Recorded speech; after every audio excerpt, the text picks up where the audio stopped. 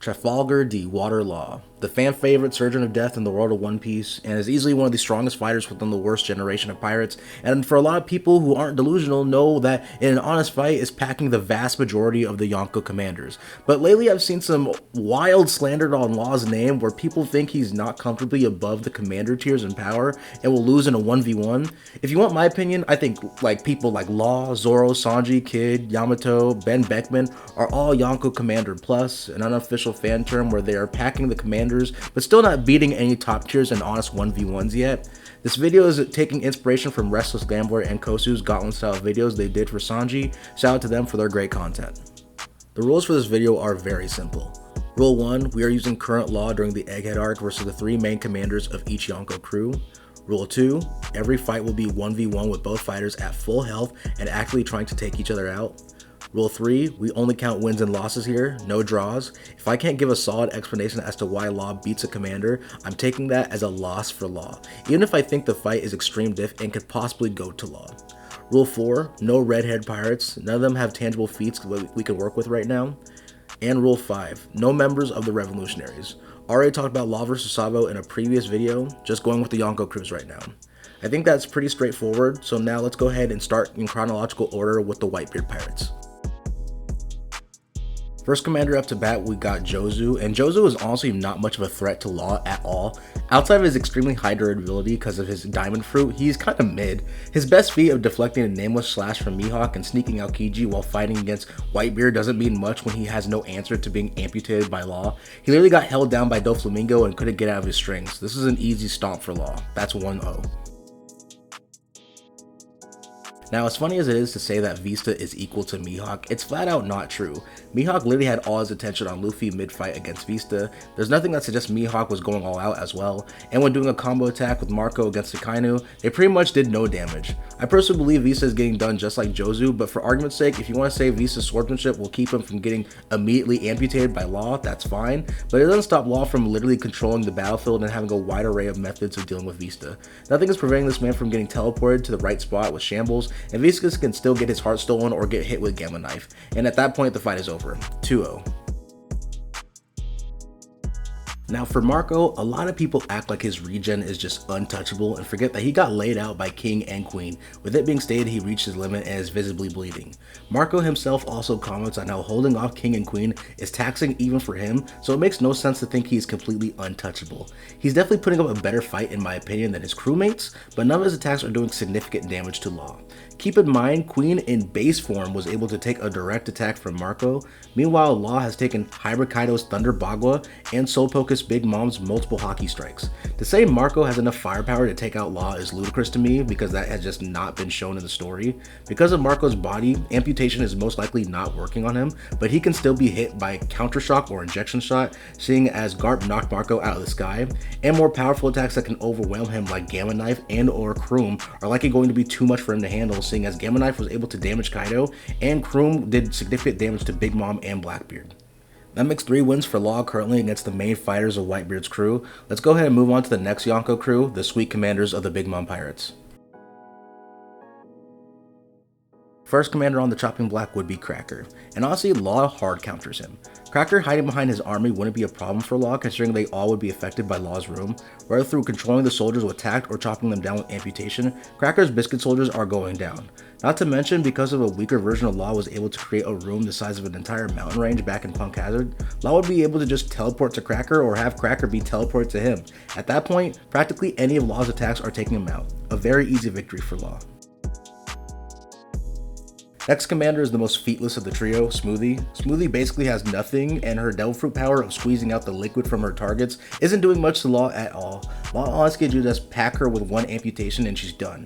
Honestly the easiest W of every commander in this video. And finally, we got Katakuri. And I understand for some people, they're just going to say that Katakuri has the edge just because of Future Sight. And to anyone who thinks that, let me just go ahead and hold your hand when I say Kat's Future Sight isn't stopping him from taking an L. I think in an honest fight, Katakuri is doing better than his performance against Luffy, seeing as in this situation, he's not going to nerf himself for any reason, but Law blatantly outscales Kat just from the sheer fact that Kat was being damaged by base Luffy in Whole Cake Island.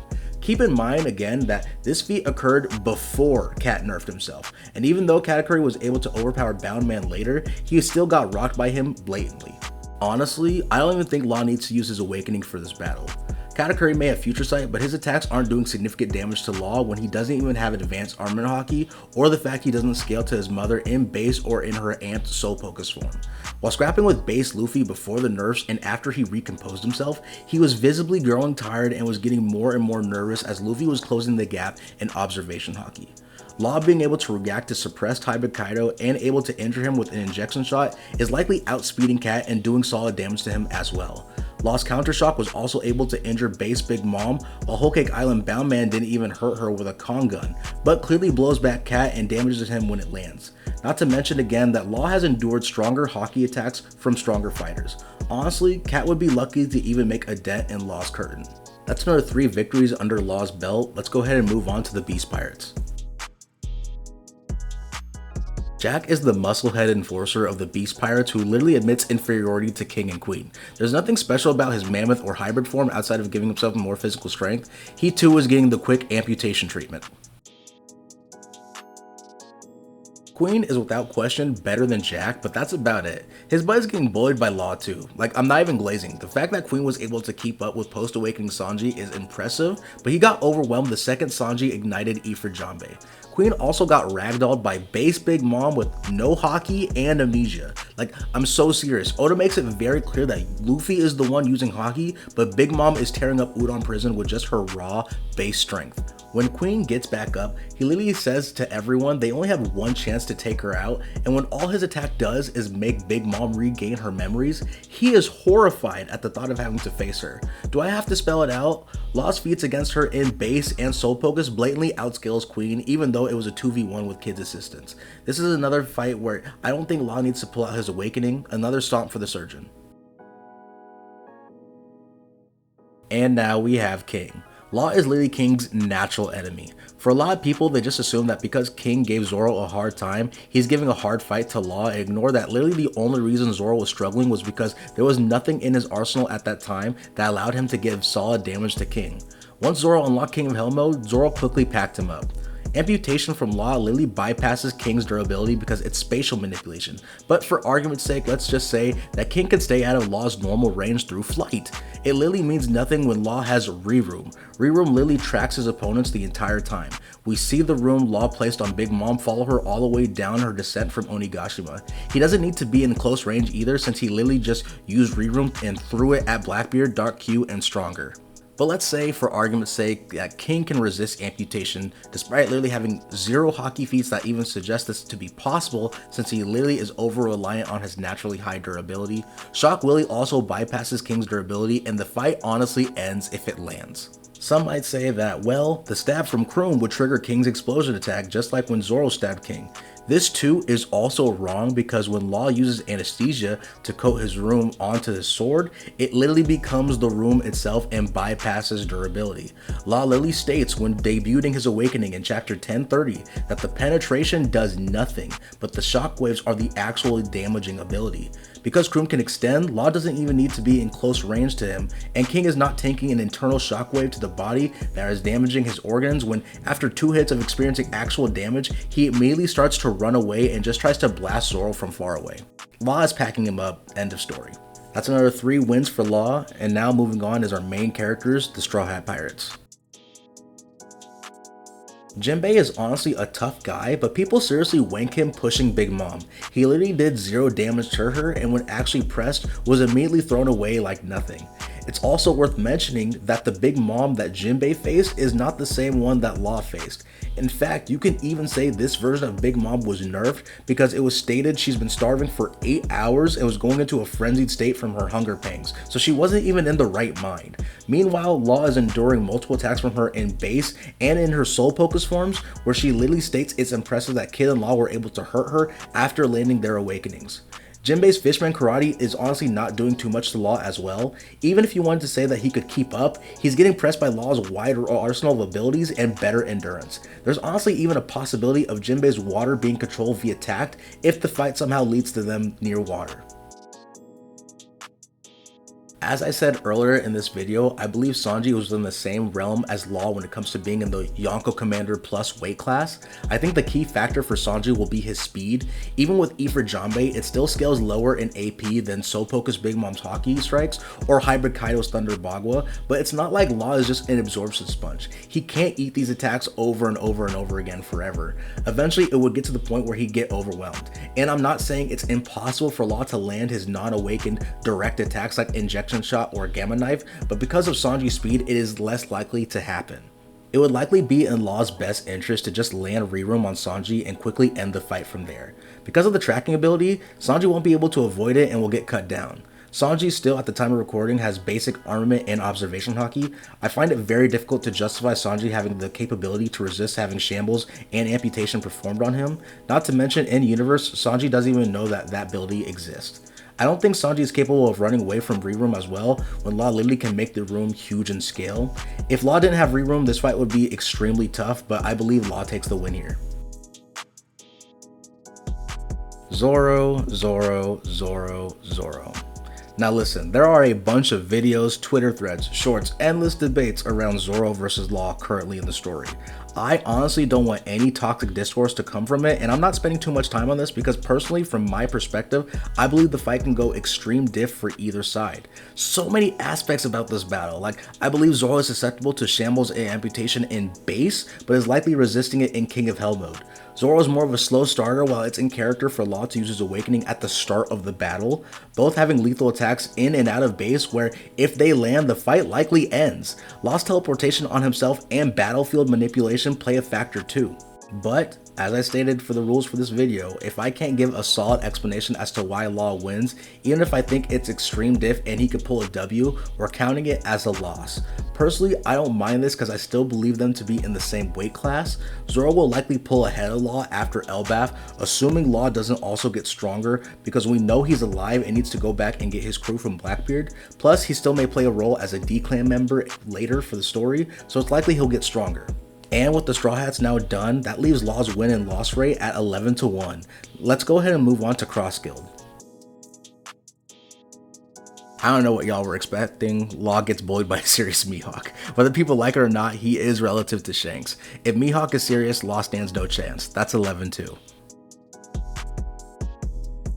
I 100% believe that Crocodile is stronger now than his Marineford counterpart, and is probably also in the Yonko Commander Plus tier as well, but until we see him in action, I can only use his Marineford scaling, where he was hurt and blitzed by Jozu. In a one-on-one confrontation with Law, his only win con would be landing his dehydration ability, but Law with his basic attacks like Injection Shot are probably doing significant damage to this version of Crocodile. That's 12-2. And with those two done, finally we are now down to our last crew, the Whitebeard Pirates. From my perspective, Pizarro, given his feats at least, is definitely the third strongest, but I wouldn't be surprised if Van Augur or Lafitte could actually take the spot later in the story. And with that being said, Law being able to manipulate the battlefield makes things pretty difficult for Pizarro. Him being the island that they fight on won't mean much, to be honest, especially when he can still be damaged by attacks if they have enough power behind them, which I do believe Law has with either the Shock or the Puncture Willy. Considering Law blew a giant hole open with the attack that was comparable to the hole created by Gear 5 Luffy's Bajran gun, I think it won't be a problem for the charged shockwaves to take out Pizarro. I mean, Kobe with Honesty Impact tore Pizarro's arm up. I'd imagine Puncture Willy that destroys via shockwaves would have a strong reverberating effect, and if Big Mom and Pizarro's own captain can both suffer significant damage from Shock Willy, I don't think Pizarro really stands a chance. Shiro's invisibility does not mean much at all when Law controls everything within his room. Sneak attacks aren't working whatsoever. Law can make the room spread across mountain ranges. And considering this man got bullied by Garp without using Haki, I'd say this is another instance of amputation ending the fight. Honestly, I think Law could utilize his other moves too. There's nothing suggesting Shiro has the same speed as Zoro or Sanji. He is just a dirty fighter who utilizes his invisibility to land sneaky critical hits. Reroom being used on him would also be disastrous too, because again, he wouldn't have really anywhere to hide. I know some people say Law can take an Admiral, but not me though, personally. As cool as that would be to see, he's simply not at that level yet. Since he's facing off against a Logia, amputation won't work, and I'd honestly wager a Fleet Admiral candidate's Haki is strong enough to resist getting shambled. I personally believe if Law gets frozen, he likely could teleport out of the ice if he's hit by Ice Ball, since Whitebeard was able to utilize his Devil Fruits while being frozen by Kuzan, but it's just a temporary stopgap measure. He'd probably be able to cut any ice Kuzan throws at him, seeing that he was able to cut Fujitori's Meteor back in Dressrosa, but that's pretty much all he can do. Law's kinda cooked if Kuzan freezes him down to the bone. Law will have no choice but to go in closer range to possibly steal Kuzan's heart or land Gamma Knife, but in attempting to do so, he'll probably get rocked by Ice Glove and get laid out by Kuzan. Like I said, he's simply not there yet. And that pretty much wraps things up, bringing Law's total win and loss rate to 14 wins and 3 losses. I hope this clears things up and that we can finally put the Law downplay to rest. Honestly, I'm thinking of maybe doing a future kid video as well, because hey, I like me some under DC jokes, but kid slander is actually crazy. I'd love to hear y'all thoughts on the video or suggestions for more topics in the future. I hope y'all have a good day and be safe. Peace.